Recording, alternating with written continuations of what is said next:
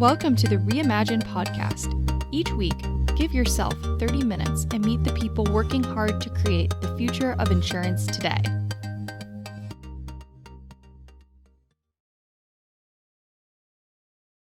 Hi, this is Paul Tyler, and welcome to another episode of the Reimagine podcast. Laura, how are you? I'm doing well today, Paul. Excited to be here with you. Yeah, busy couple weeks coming up. We're off to InsurTech Connect shortly, and excited to reconnect with a lot of our friends in Las Vegas. Laura, I think we'll actually be recording there on site. Is that right? We will be down on the floor. So, for any of our listeners out there, if you're interested in that ITC, we'd love to see you. Yeah, absolutely. And today we have, by the way, a great and timely guest. Wow, is this a time of uncertainty in our business? How do you make sense and how do you navigate this? And this is a topic I think that will be near and dear to a lot of our listeners' hearts. So, Laura, do you want to do the introduction? Happy to. So joining us today from Paris is Nathan Furr, a professor of strategy and innovation. He's a recognized expert in the fields of innovation and tech strategy. He has a long list of accomplishments here. I'll highlight a few of them. So earning his Ph.D. from Stanford University, where he studied how innovators commercialize their ideas. He has numerous best-selling books, but the most recent, and the one we're going to be speaking about today, is The Upside of Uncertainty. So Nathan, thank you so much for being here with us today. Please, for our listeners, tell us a bit more about yourself. Well, you did a great job covering it. I'm glad you kept it short. So I think the more interesting part about me is that in addition to the academic work I do on innovation, which is how do we get ideas, how do we test ideas, how do we win support for our ideas, how do we create space in an organization for ideas, I think the more interesting part is I'm a father of 4 kids who are kind of all teenage or post-teenage, so I feel like I've navigated a lot of uncertainty, and I wrote this book with my co-author is also my wife of 25 years, and she deserves an immense amount of credit. She's an entrepreneur, she's an innovator, and one of the things I admire most about her, a contrarian, meaning she challenges our assumptions. So I want to make sure that I give her credit as well. Yeah, well, thank you so much for being here. And I think I read your synopsis of your book in HBR. This was a month or two ago, I think, and reached out to you. You graciously accepted. And then on my long drives, I have a very long commute. I listen to podcasts going there. And Mitch Scholl's great. He's been, I think he's on, Laura, this guy's on episode 800 and something. Wow. But Nathan, it was a great interview. Maybe just talk about the backstory, maybe how this book, Upside of Uncertainty, I think, as you described, it came out of COVID, correct? Well, actually, no. Actually, it started long before COVID. So because over 20 years of interviewing innovators, one of the things that was so obvious to me was, while we admire that they do new things, that they create new opportunities and change the world, they all had to face an immense amount of uncertainty to get to that. And for me, this made me so curious because I'm somebody who, I'll be honest, I struggle with uncertainty. It's hard for me. And so I wanted to know how did they get better? And then, of course, what happened is we were working on the book already and COVID hit. And I think why this sticks out in your mind is because it became this moment of truth where I was, what I do is I do teaching and speaking and consulting, and like that went off a cliff and disappeared in 5 days. And so, I got kids in university, I have, rent and mortgage, all that kind of good stuff that we all share. And like, I was like, what's going to happen? So I started freaking out, and my co-author and wife said to me, if you can't apply these ideas to help yourself now, I will not let you write the book. You'll be a hypocrite. So that's why that sticks out in your mind, because you got a lot of road testing during COVID. And of course, we finished it then too. So, yeah. Yeah. Well, talk about a need here in our space. Insurance is interesting. I don't know how much you've been involved in insurance and InsurTech, but wow, the opportunities in this business to innovate are just tantalizingly frustrating. It's our business is all about predicting the future, but you have to do it on years of experience studies, to get a new product through. The barriers to regulation have actually come down, but the regulations are complicated. They're complicated for somebody to come in from outside an industry and disrupt. People on the inside who understand the products and understand how everything is, all the wires work behind the cabinet, don't know the new chips that can get plugged in here. So the cycle is off. You talked about burn rate in one of your. We'll kind of jump in your book here. The burn rate for any kind of company, outside company, or any type of internal group driving change has to be incredibly, incredibly long. Now, we're in a period in our business where you got this crazy inverted yield curve. I don't know. We never thought interest rates would get where they are, but it's not necessarily the best because it's short-term are high, the long-term are not so high, and that's tough in our business to manage. We've got regulatory change, not only in the U.S., but internationally, and we got a lot of interesting political things going through it. How different is what I described? How different is insurance, the way I painted the picture, from all the other industries in which you've interviewed innovators? Well, there are some peculiarities of insurance, right? And I want to acknowledge that. And I think the best way to describe it is in the words of Frank Knight, who was a very famous economist from several decades ago. He really painted a really important distinction between risk and uncertainty. He said, risk is the situation where we know the variables involved. We even maybe know the probability distribution. We just don't know the outcome. So I like to think of this, rolling two dice. You're going to get between 2 and 12, and the probability of getting one, you just don't know what you're going to actually get. And I think, to be fair, there are parts of our lives in the world that should be organized around risk. And I think much of the insurance industry has appropriately, if you have like an existing product, a very standard product, you have to treat it that way to do anything affordably. But Frank Knight said there's also a second thing in the world, and it's different. It's uncertainty.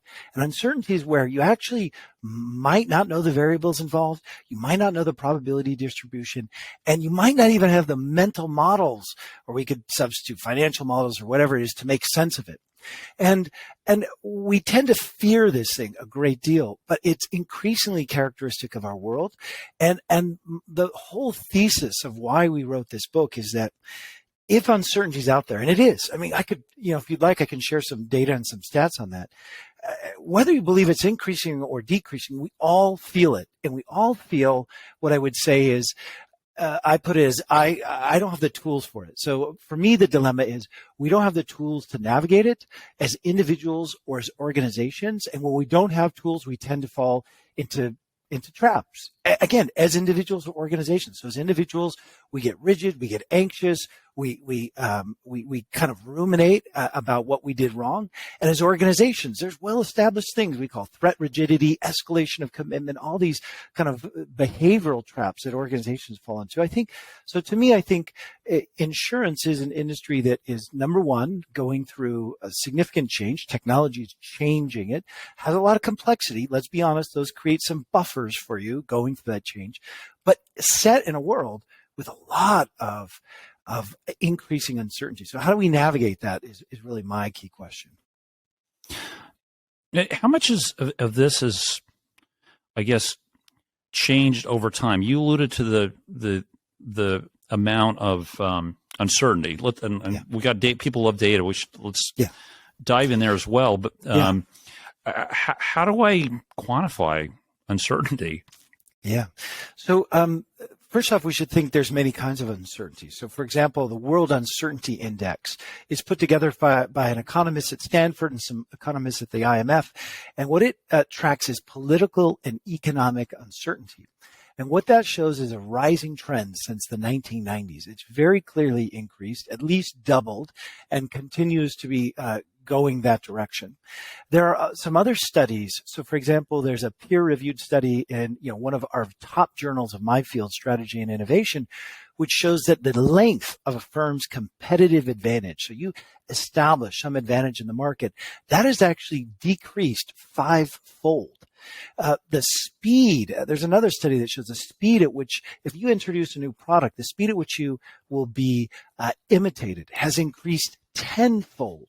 And so these are like some, it's very hard to get a solid peer-reviewed journal publication to show that kind of dynamism is really, there's something going on. And for me, the explanatory variables, of course, there's politics and there's health that come into it. But to me, the big drivers are actually maybe not so bad. And this is it. To me, technology has brought down the barriers to create, connect, transact, interact, communicate, which means it's more possible than ever for new things to be created. Now that's like a good thing in the long run, but it can feel very uncomfortable.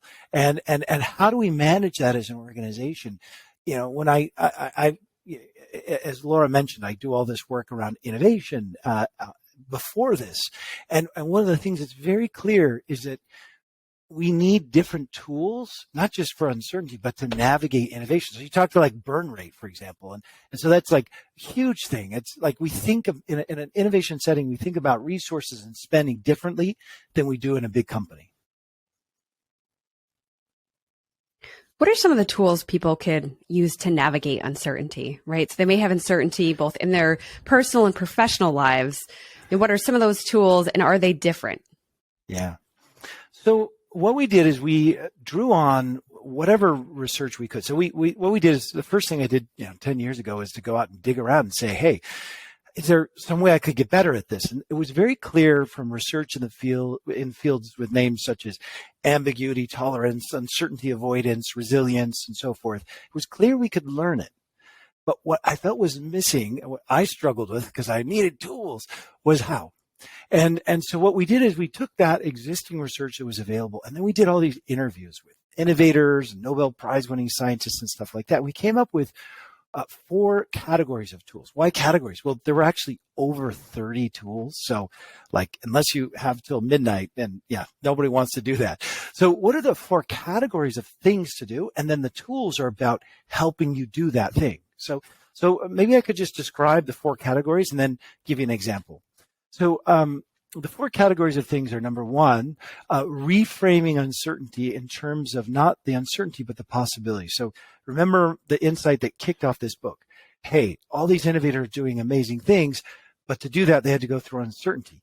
The insight is uncertainty and possibility are 2 sides of the same coin. So if we focus on the uncertainty, we're going to be freaking out. If we focus on the possibility, we'll be a little calmer.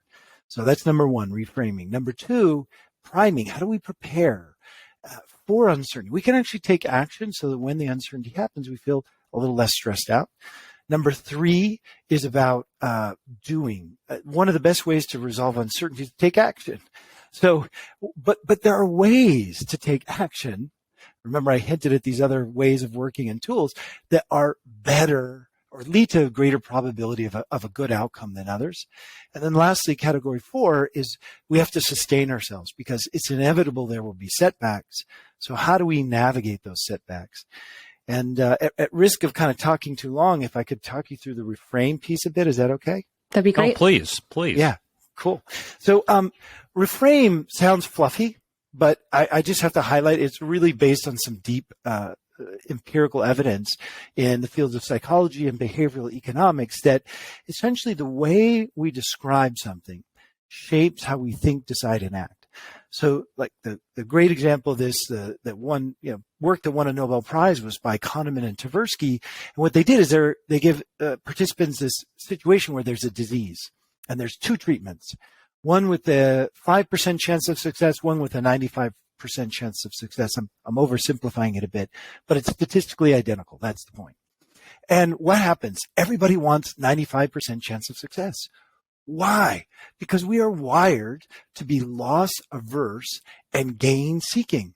We don't want to lose. And so, but the problem of uncertainty is it actually registers for us as loss. And so we have this tendency to go towards the certainty. And one of my favorite tools, actually, since, many of our listeners are in the insurance industry, was actually reverse insurance. And the term came out of an interview we did with the head of this large gambling organization. And we were talking about uncertainty and risk. And he said, well, actually, the way I look at my business is I'm selling a product to people whose lives have become so certain that they'll pay me that something different could happen.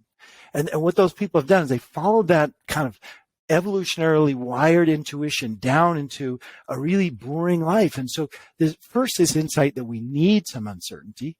So how do we do that? And reframing is a big piece of it. And I'll just, maybe to make it real, I would say, I got to observe different organizations respond to the COVID-19 pandemic. And I was struck by some CEOs and leaders who framed it as, and I'm not kidding you, I heard words like, this is the worst thing that's ever happened to us. This is worse than the Great Depression. And what happens in those organizations? Of course, everybody's freaking out, and all their energy that could have been used, all their work that could have been used to do something productive goes into worrying. Do I need to get a new job? Can I pay the mortgage? All these kind of things. By contrast, I love the example of Brian Chesky, who's CEO of Airbnb. Like, he's in the hospitality industry. If anybody had a reason to complain about how tough things were, like, that industry is one of them. And yet, does he say this is the worst thing that's ever happened to us when that hit? No. He said, this is our moment.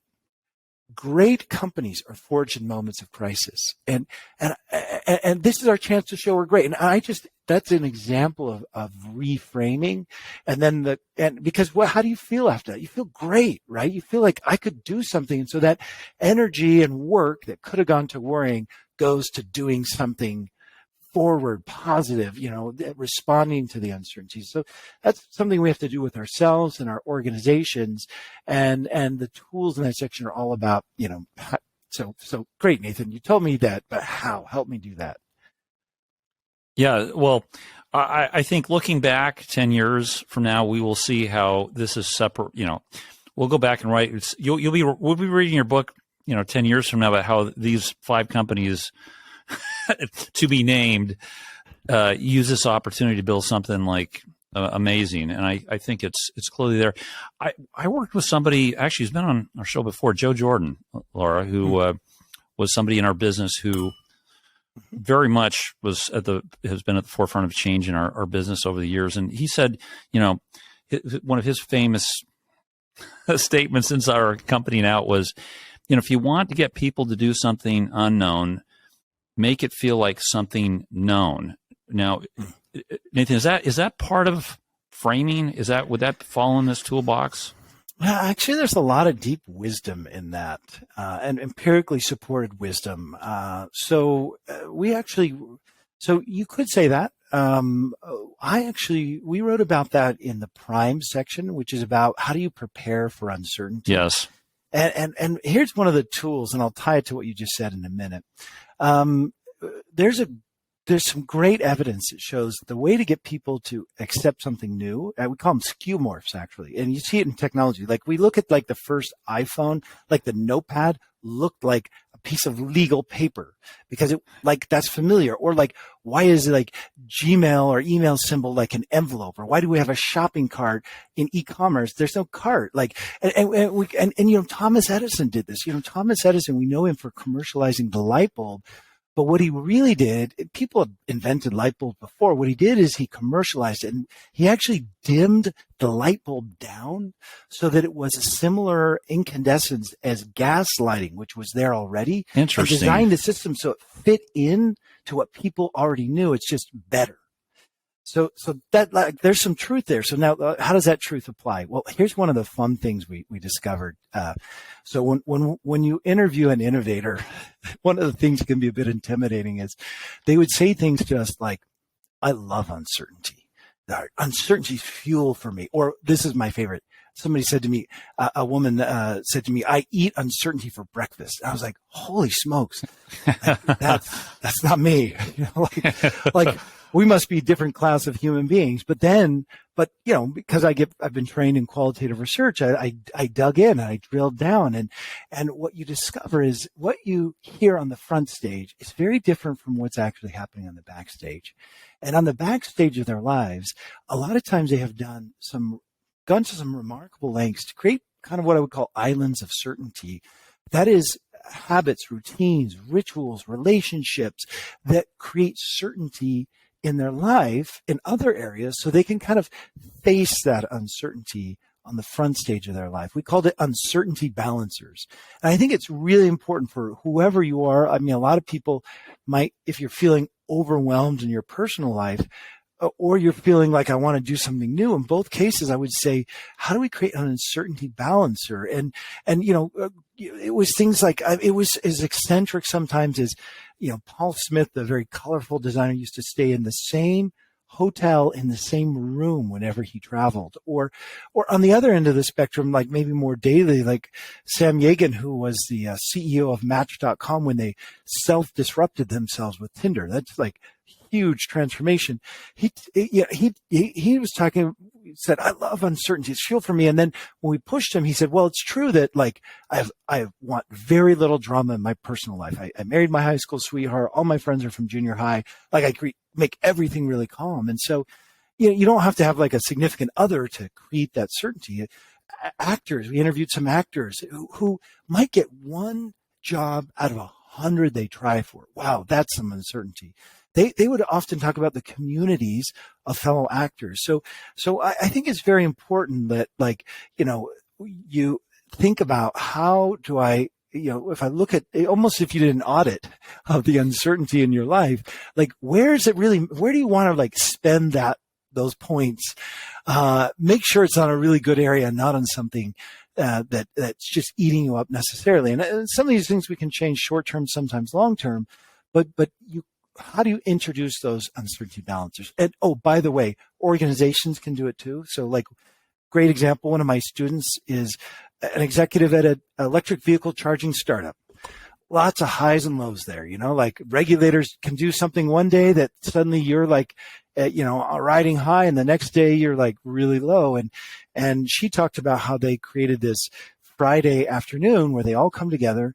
They talk about what's been going on, what they've been facing, and then they go out and get a drink together. And she said, it is the most beloved part of that organization because it helps just balance out all the uncertainty of the rest of the week. Very interesting. I heard a quote. I wish I'd written this down, but it was like a 17th or 18th century writer who said, create stability in your life so you can take crazy crazy risks in your professional world. I butchered this, but it's interesting, right? We do need a little bit. You need a rock. Everybody needs some rock. Yeah. But see, I love that you brought up that quote, right? Because listen, I'm not saying we invented something that nobody in the universe has heard of before. What we really did is pull together the wisdom, evidence, and tools that are out there that these people are using, and try to make them accessible. So you're right. I totally believe what that philosopher had to say. That's what we saw in the contemporary innovators we studied. Interesting. Real interesting. I guess Steve Jobs wearing the same outfit every day. He had enough turtlenecks to last. If he would have lived to 200, he had enough. I'm not kidding you. He had a lot of black turtlenecks, all from the same designer. Yeah. And I know Laura's got one question. I'm going to ask you one here and give her a turn. Love the quote in your book. I think you attributed it to McKinsey, but it was the single biggest predictor of success is how you deal with ambiguity. Nathan, this feels like it's changed, right? Like it feels like when I read that section that a leader of the future is more like a jazz player. Now, not to date myself, but when I worked in management consulting, Jack Welch was on every cover of every book. It felt like, the leader of the future was more like an orchestra, conductor, had this magnificent portfolio theory, and everything kind of worked out at the end. Has this changed, or am I just listening differently to the same, same sets of debates or opinions?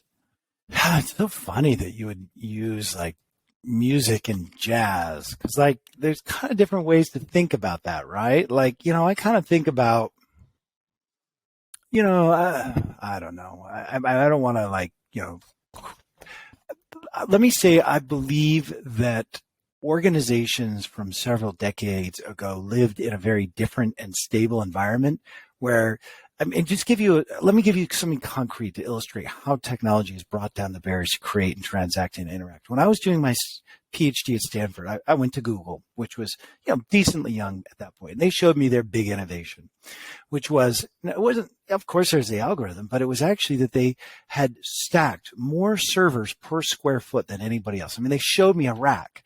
Really? And now to create Google, they had to go out and raise billions of dollars to buy computers.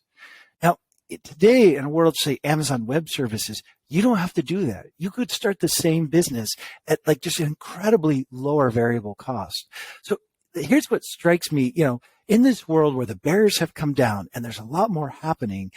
It's funny you use that jazz and music analogy because it ties to one of the tools we talk about in the do section, which I don't usually get to talk about, but it's all about how do we take action in a way that leads to better outcomes. And the big aha is not a big aha. It's that you want to take something complex, big, you want to break it down to a set of small steps and experiments and test and learn your way forward. But one of my favorite tools in there is called bricolage, which is very much, we talk about that in terms of jazz, which is entrepreneurs and innovators. Our vision of them is what they do is they have like a big idea and then they go out and like marshal the resources to get it done. And then they go execute it. And that's what we end up imitating in a big company setting. But in reality, what they most often do is what we call bricolage. It's the old French word, Claude Levi-Strauss, sociologist. It just basically means use what you have on hand and to just get going with what you have on hand and kickstart that cycle of learning by doing. It's so much more powerful than a lot of times is like, let me go make a big plan and execute it. And, there's so many great examples of this, but maybe one of the maybe most curious one to me is this race to create renewable wind energy between the U.S. and Denmark. And, here in the U.S., we were like, believe in science and breakthroughs. And so we did all this lab work, feeling really reassured that we would make a breakthrough that like led us to dominate the wind industry. But what the Danes did is they just got started with bricolage. They just started working. They used what they had at hand. I mean, some of the early wind turbines were like made with old gears from trucks and some of them were wood. I mean, it was crazy stuff.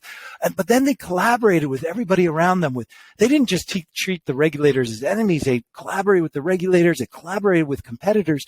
And through that incremental bricolage approach, they outpaced the U.S. Every time we made a breakthrough, the Danes would have caught up or be ahead of us. And finally, near the end of that, one of the big, wind pioneers in the U.S. just conceded and said, we had too much faith in science. There's so much power in learning by doing when you're under uncertainty and through those small steps. I love that you brought up jazz because I would say orchestrator gets up there, big, tuxedo on, let me tell you what to do and how to play.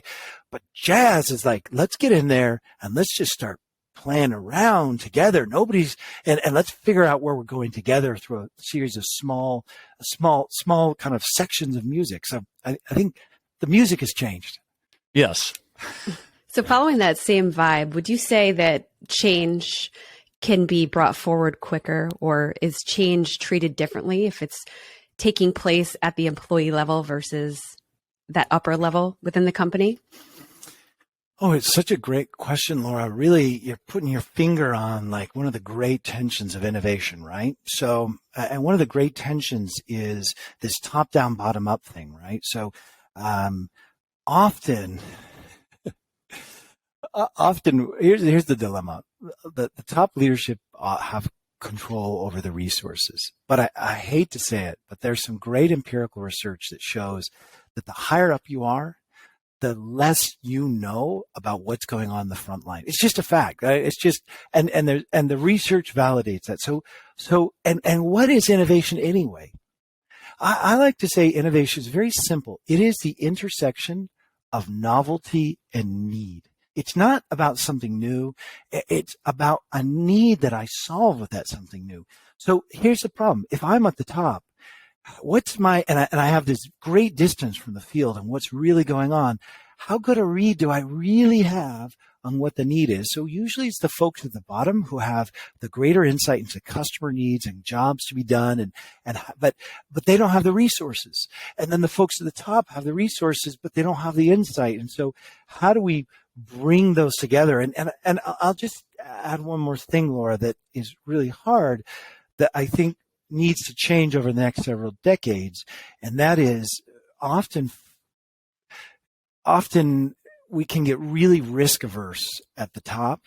And, one of the most discouraging things is, call for innovation, but then not really have that uncertainty competence ourselves to carry it forward. And there's lots of, ways we could do that. I could talk about from some of my other work in innovation, but I want to highlight that's the other tension, which is a tolerance for uncertainty. And I would say the biggest part of that, I want to just be careful what I say. The biggest part of that is the image we create. So when I interview senior executives, they'll actually concede to me that actually, Nathan, at a certain point, I had to go from avoiding risk and uncertainty to taking it on to be a senior leader.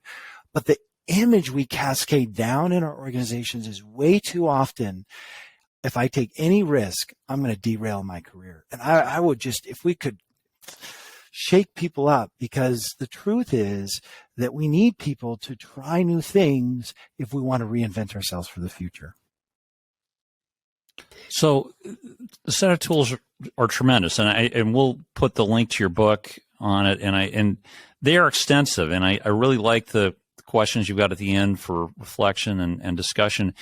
Is there any reason why these tools can apply both for an individual launch and startup, as well as, say, an innovation officer or somebody inside an innovation group in a larger organization? And if they're and what are the differences in how you work with the tools? Yeah. So it's a great question. And we made some choices in how we wrote the book. So, because of my background as a professor, I've always been, all my work is how to establish companies innovate, right? So how do we encourage people to come up with new ideas by seeing things in new ways? What are the behaviors that enable us to do that?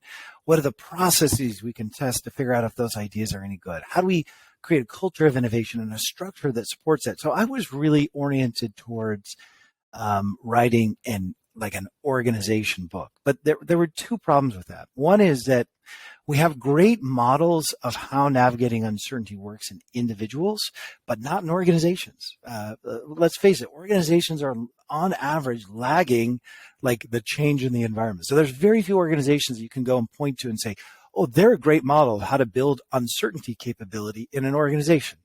But the second thing is we have to acknowledge the fact that whatever role we're playing, we're still human beings, and we all have this evolutionary wiring that creates anxiety under uncertainty. So if we first address the person inside the manager or the leader, then they will be better at leading and coaching that in others. Now, with that said, I still fundamentally believe that we can develop this uncertainty competence.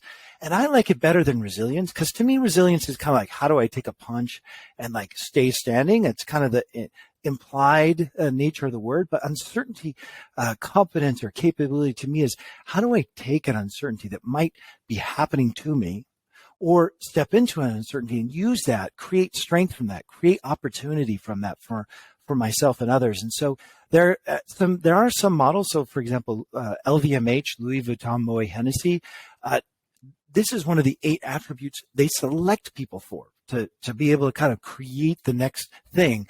Or I interviewed a CEO who was head of a group that tripled its size in a very crowded market, and he attributed their ability to do that to uncertainty capability, because they were willing to look at their industry a little differently and try new things. Now, so how does it apply? I actually still think what you do is you interpret this first aid cross for uncertainty. So number one, you reframe the situation and And by the way, we know from empirical evidence this works. So there was a great study that looked at Barnes and Noble and Borders responding to the threat of Amazon.com. And obviously Barnes and Noble made it through. And the conclusion of this comparative case study was they did that because they framed it not in terms of the threat, but in terms of the opportunity. And they did that continuously. So there's reframing in action at an organizational level, but also we can prime. You mentioned like burn rates and all that. So we talk about this, really thinking through all the ways to prepare for uncertainty. There's ways we take action under uncertainty, and there's ways we can sustain under uncertainty. And I'd say, if you said, Nathan, what's the one thing you would pull out for somebody in an organization? I would say reframe in terms of the opportunity. But the second thing I would say is we tend to remember, we're programmed in big companies to create repeatable processes. We want to make a big machine to capture value. But if we're under uncertainty, we're not in that mode. We're actually in the mode of how do we create some value in the first place, which means nobody knows. The uncertainty is the moat that protects an opportunity. If there was no uncertainty, everybody would have grabbed it. So how do we deal with that moat? And the best way to deal with that moat is to break it down into a series of small steps, test and experiment. And as you mentioned, keeping your burn rate super low. This is what entrepreneurs know. I mean, I've gotten the chance to sit with some of the great, Silicon Valley venture capitalists. And I literally have watched like one of the, famous partners sit there, ask an entrepreneur, okay, so how much money are you spending a month and what's your total capital? And then just do the calculation and be like, okay, so you have this many months till you take off. Like they manage that so thoughtfully and carefully, with some exceptions, which we can talk about, platform businesses, et cetera.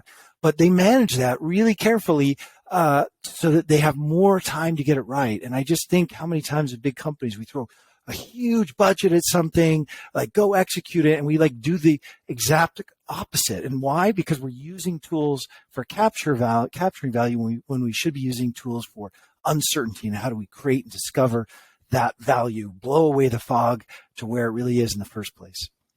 Oh, this was great. Laura, Nathan, thanks so much. Laura, do you have you'll have a good last question for Nathan. It's my favorite question. So Nathan, your passion and your research, they're very clear from this conversation, but tell us your why. Why is it that you wake up every day and do this type of work? I'll answer it in two ways. One, more generally, I do work around innovation because I define it as solving problems. And it's my hope that we can solve the problems, not just for ourselves, but others. But why do I do the work around uncertainty? I think I've learned what my life experience has confirmed for me is what I saw in these innovators. And that is the only way to create a life that's really interesting and meaningful to us is to take those risks, step into the unknown, step into the uncertainty. I would challenge anybody who's listening, think about some accomplishment you're proud of today, and maybe you take it for granted because it's been there for a while. I am sure that to reach that accomplishment, you had to first go through uncertainty. And, here's the thing. When you look at the end of people's lives, what are the things they regret? They regret not spending more time with the people they loved and not taking more risks. And that's what these innovators have figured out. They figured out how to take the risks. And so, I gave a speech in Sydney on this recently. And at the end of it, this journalist interviewed me and she said something that really hit me hard. She said, you've kind of written a love letter to humanity. And it resonated so much for me because, and why? Because I guess I'm an optimist in the sense that I believe we can get this right. We can get this right as individuals. We can get this right as an organization. We can get it right as a society, but we're going to have to step into the unknown. So how do we do that? And I guess my hope is that we use these tools as individuals to live better lives, and we use these as organizations, as leaders, because, as a leader, it's easy to forget. You create the environment that affects so many people. Everybody who works for you goes home and has people, friends, family they love, and that environment they're living in goes and spills over into their environments. And so, if we can create these, take that, inevitable anxiety that comes out of uncertainty and find a way through it, we can just create so many more possibilities. So I guess that's my optimistic hope. It sounds a lot like Joseph Campbell. He says, I think, if I'm going to paraphrase, I think he says something like we're all searching for the meaning life, but really the meaning life is finding joy in the experience of just being alive, right? So totally. And I guess I want to conclude that you should know I am not like a native born inherent optimist. You meet these folks who are like all that. Like I have to say I'm speaking as somebody who has traditionally feared uncertainty and been a little pessimistic, and it's just that lived experience of so now I live in France. How great is that? But that only came from stepping through some serious unknowns and hard unknowns. We have children who have had some really hard challenges, and it's been really powerful to reframe those challenges, and as a result of navigating it, coming out on the other side with an outcome I couldn't have imagined at the beginning, rather than bitterness and opposition, closeness and support. And I see it in organizations too. So I apologize for being so personal, but I guess you touched into why do you do this? I'm I really hope that, as you said, Joseph Campbell said, how do we find the meaning and purpose in the journey that it is? Yeah. Nathan, thank you so much for your time. Okay, the book we're talking about today is The Upside of Uncertainty. It's just out, and we'll put a link to the show note. Nathan, what else do you do? How do you bring these ideas and tools to individuals, companies around the world? So we've done a bunch of trainings around this with pharmaceutical firms. We're speaking to Goldman Sachs next month. In other words, we do training with organizations about how to build their competence, but it's also part of a larger set of things that, so often I work with organizations to help them help people, what are the behaviors of innovative leaders? What are the processes to test ideas? How do we build that support structure of innovation? So sometimes I teach this as kind of the tail end of that. Let me give you all the safe, reliable stuff, and at the end kind of say, let's face it, underneath it all, unless you can get comfortable navigating uncertainty, you'll just do the same thing over and over. All right. Excellent. Thank you so much. We'll put all the contact links. Thank our listeners. Laura, thank you. And join us again next week for another episode of the Reimagine podcast. Thanks. Thank you. Thanks for listening. If you enjoyed the show, please rate and recommend us on iTunes, Stitcher, Overcast, or wherever you get your podcasts. You can also get more great information about this company and other great startups at imagine.nfg.com.